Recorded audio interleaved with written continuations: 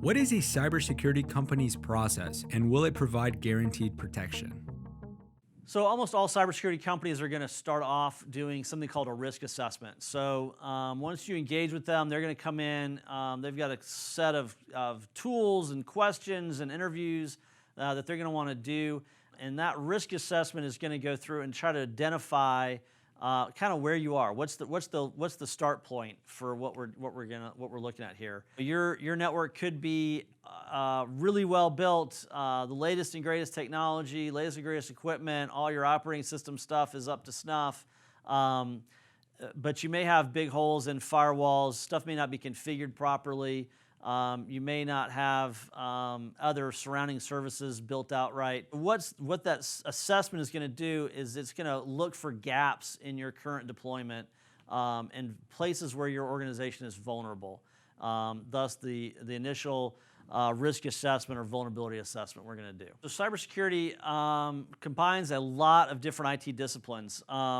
We talked about risk assessments, threat assessments. That is kind of the initial project that is always going to happen when you bring in a cybersecurity company. Once you've identified those gaps are going to be all over different types of IT disciplines. So advanced endpoint security tools is a big one that every company is going to end up deploying.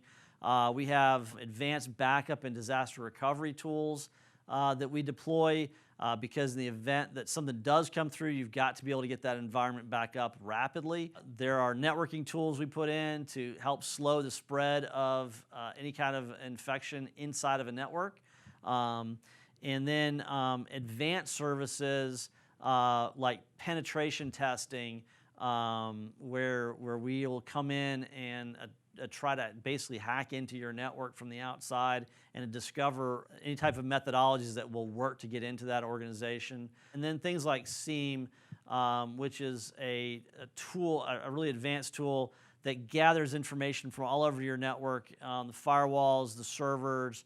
We're going to pull all kinds of security information and event management together to try to get a holistic view for a security analyst to see exactly what's going on.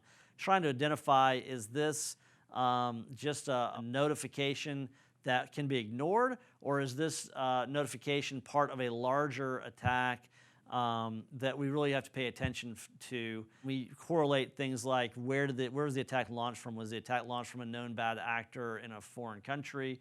Was it what kind of payloads were used? Is this pattern fit what we've seen at other locations or have been in the wild? To determine whether or not this is a real emergency or whether this is just noise. And that's a lot of what those advanced systems are looking at. No cybersecurity company is going to be able to guarantee 100% that you are going to be protected from all manner of cyber attack. If someone comes in and makes that claim to you in a presentation for your company, I'd run the other direction, because there's just no way, given the threats and the potential vulnerabilities, and vulnerabilities have not been uncovered yet, that anybody could make that claim. However, given that, what they can do is deploy sets of tools, processes, training, procedures into your environment that's going to really make it much harder to attack your organization.